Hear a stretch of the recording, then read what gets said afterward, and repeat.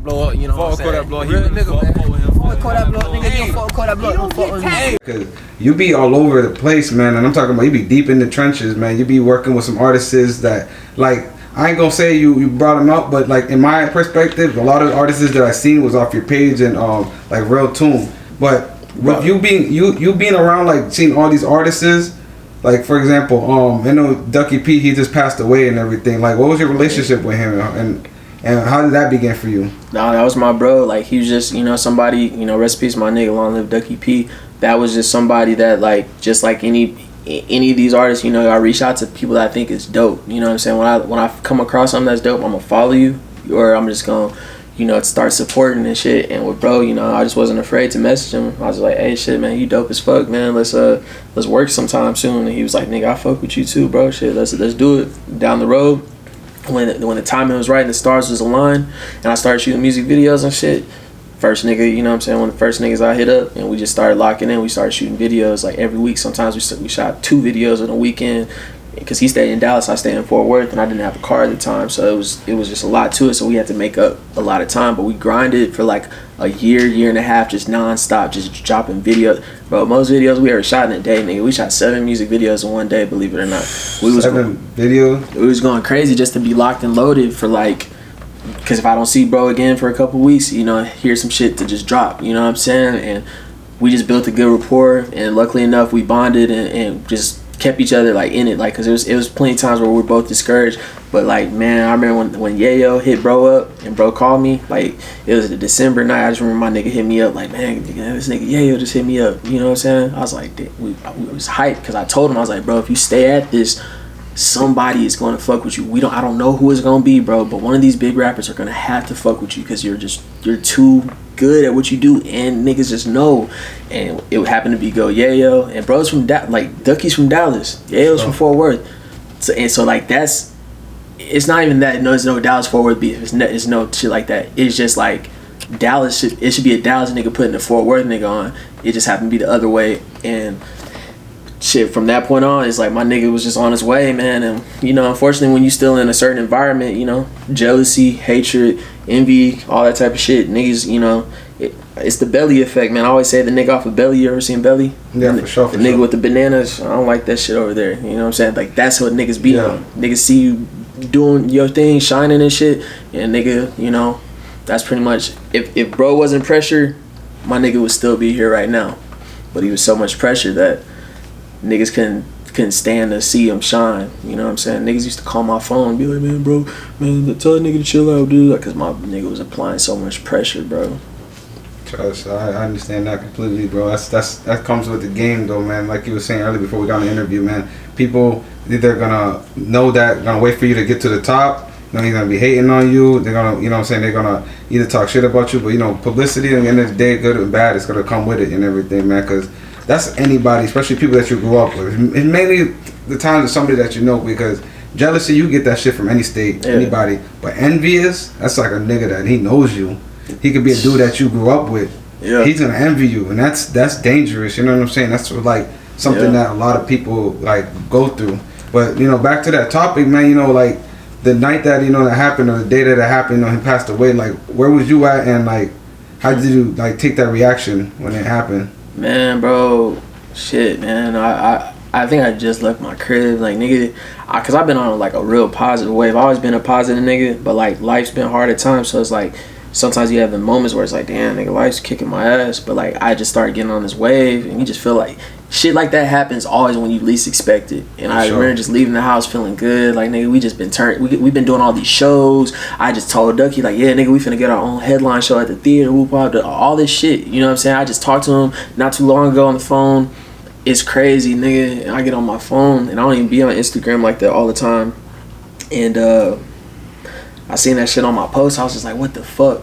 And I was pissed because I didn't want to believe it. I'm thinking this is some joke type shit or something. And then just after a nigga made a few calls, and then more details started coming out, I was like, damn. And it just like, I was just really angry and lost for like probably like a solid 2 days. Like, I don't even, like, it's like I barely remember sleeping and shit for like 2 days, because it's like I was just stuck and shit, you know what I'm saying? Even a nigga even cried type shit, you know what I'm saying? Like, and it's somebody I just known for like, you know what I'm saying, 3 years or something, but it's like this really little bro, you know what I'm saying, like I'm like big bro to him. That's somebody I really believed in and wanted to change his life.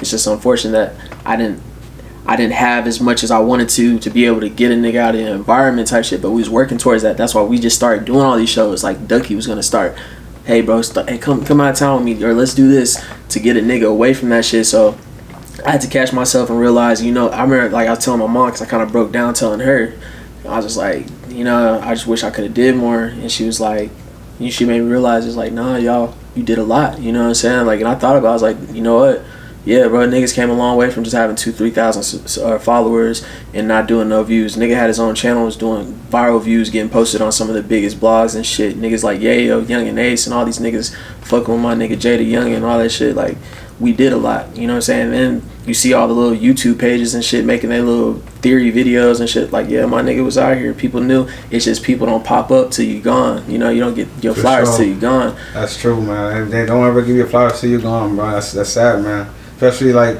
I ain't gonna lie to you, man. You know, artists has been passing away for the last couple of years like crazy. And for example, right, I'm not really a big King Von fan. But like the time that he passed, I was already hip to him. Don't get me wrong. Yeah. But like you tend to listen, like the music is tend to hit different. You know what I'm saying? When you like somebody passes away. But like for somebody that you like you knew him personally, that you already knew like the gift that he had. You know what I'm saying? The potential. Yeah. That I can only imagine like the way you was feeling about it, because like when I was listening to like a Pop Smoke or like as I said King Von or like I'm a big XXXTentacion fan, bro. You know what I'm saying? That hit me crazy, you know what I'm saying? I feel like I knew the dude, you know what I'm saying? No, for real. He passed away, but it's like you tend to start listening to it differently, you know what I'm saying? The music differently, and people don't give them their flowers until they passed away, man. And it's crazy nowadays, man. I feel like the whole rap scene is just so dangerous, man. Like the whole entire rap scene is more dangerous than it's been ever. You know, people probably obviously been, you know, passing away years and years and years before, but as the social media had got bigger, it's so easy to like see certain things, you know what I'm saying? You know, catch certain things differently, you know what I'm saying? Back in the day, you couldn't really figure something out like that unless you know, knew somebody or it was on TV. Nowadays, it's like everybody's online and everybody got their own opinion, and the platforms is crazy, bro. I think a lot of people live for the internet, especially young people now. Like, the younger generation, it's like they grew up with this shit, you know what I'm saying? Like their whole life, you know what I'm saying? Like, nigga, my daughter's like 5, she knows how to she knows how to get to the apps that she wants to get to. So it's like niggas really are too virtual or too deep into the virtual shit to real like to separate the shit and understand like, yo, this shit comes into real life too sometimes. So it's easy for a nigga to pop shit on the internet, and I'm just talking in general. For sure. Like it's easy for a nigga to pop shit on live, ooh pop nigga, ooh da da da. But on the other end, it's niggas that's really like, when I see you in real life, I expect that. Because like that's just how some people operate.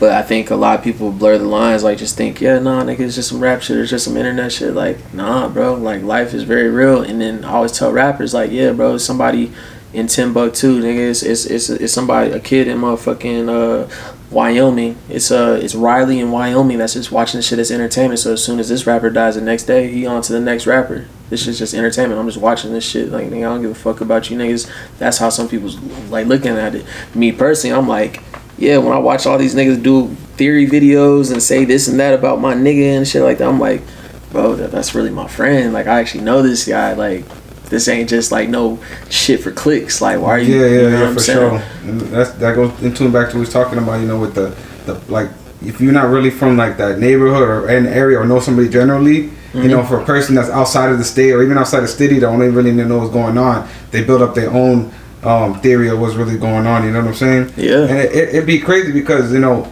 I'm pretty sure, you know, you be traveling through like a lot of hoods out in Texas and everything. Yeah. I'm pretty sure hood politicians coming by you left and right because it comes through over here with me too, you know, my media page. Yeah. But like, do other people get mad at you, and like, do they be mad about the whole situation of you like working with the ops? Have you ever had like messages people try to get on your case about that? Nah, to be honest with you, like the one like the few times it's ever happened, it's like I take it for like a grain of salt, because I understand like why a nigga would be like emotional or tripping about some shit, because it's like, yeah, bro, if you got real issues with somebody, like it would like kind of bother you, but then when you like look at it as a whole, like, wait, you know what I'm saying, this nigga's just being fair. I heard you out, and I gave you the same opportunity to speak your shit. I'm gonna give this nigga the same opportunity to speak his shit, and I'm gonna sprinkle in my true opinion and feelings about this shit. At least I kept it fair and between middle ground. That was some of the best advice Sean Cotton ever gave me since the first time I ever met him. I swear to God, I asked him personally. I was like, "Yo, what advice you got for me?" He's like, "Yo, bro, just be fair, be in the middle. Like, don't choose sides, cause that shit. You know what I'm saying? That shit, you gotta. At the end of the day, shout out to the real rappers that fuck with me. Niggas ain't my friends, you know what I'm saying? These ain't niggas I grew up with type shit. So how can I be all like loyal buddy to some niggas that's not really doing nothing over the top to change my life or riding out for me? Like, you're not gonna jump in front of a bullet for me type shit, you know what I'm saying? Are you gonna stop the next nigga from like shitting on me and talking about me? I don't know, you know what I'm saying? You probably won't, but I'll never get the opportunity to see, because who's gonna ask you about me, you know what I'm saying? But me personally, I look at it like, shit, I just gotta play it fair, give niggas the opportunity to talk about shit, and then let alone, it just makes for good conversation as far as the rap shit, you know what I'm saying? Because then the fans get the answers, and then shit, you know, it leads to some good music, good feuds. Not that I'm ever like sparking this shit up. I'll watch the shit play out, and then I'll ask the questions type shit. Because there's plenty of times I let everybody else get interviews when they want to chase the cloud and shit, and I stayed out of the shit because I'm really outside, so I gotta fall back. I couldn't do the J-Dub and Murder Game PB interview. Shout out Real Tune. I couldn't do all that shit then because I'm really around these niggas type shit. So if I just did an interview with Whoop Up and this nigga said this about it, I run into niggas at the studio or at the store. I've never had nothing like that happen, but I'm saying because I move the way I do, like I'm not building those type of opportunities for a nigga to be like, hey nigga, what was up with that? You know what I'm saying? Like, you let shit play out and then you analyze. For sure. Don't motherfucking step into the fucking ring to the ring of fire with a fucking gasoline suit on. No, for sure. Especially if it's something like you were saying, like them type of problems is going on and everything. That's a whole lot of like, you know what I'm saying? I get that because when personally with my stuff, I had got like not in between, but like as an interviewer, you're obviously in between. You know what I'm saying? So I'm not gonna say that I was picking sides or anything, but obviously, like you were saying, I had to go from doing an interview over here to doing an interview over there, and I had that. People hit me up back and forth, asking me, oh, da. But it's like, it's my job. I'm here asking, the questions of what is going on, especially if it's like something that got to do with rap, because everything's basically rap. Stuff is happening on the streets, whatever, so be it. But like when it comes to this rap music, let's stay in tune. What's going on with the rap music? What's going on with why you said this in your rap? Da. You know what I'm saying? Yeah, just don't be messy about it. Like, for sure. That's the key to it. Like, you be surprised, like, bro, like niggas done. Like, what, you think every rapper likes all the shit that they see other niggas say about them on my channel? Like, nah, niggas would be like, oh, no, that nigga cap. Like, damn, nigga, I see that shit that nigga said about me. But nobody be like, I think the only nigga that ever said something was PB, but I know PB, like, on some, like, we cool shit. But he was like, that nigga Sperry a hoe for interviewing Whoop Wop, but that's his real op, you know what I'm saying? I get it, you know what I'm saying? But like, he said that to me, or we did an interview and we chopped it up type shit. So it's nothing like outrageous. It's like a nigga gonna be like, man, I seen what that nigga said on your channel. Man, nigga, let me get an interview. See, that's the way it plays out usually. But you definitely do. Yeah, like, as far as like to take it out on me or something like that, like, no, I wish somebody would, like, because then I'll be like, bro, you're weird. No, definitely, especially we just trying to do our job, man. And you gonna have niggas that you cool with. Don't get twisted. Like, I am cool with Go Yayo and Get Money Lil Ronnie and some of the hood fan niggas. I am cool with Drippy and Sauce and some niggas in TSF.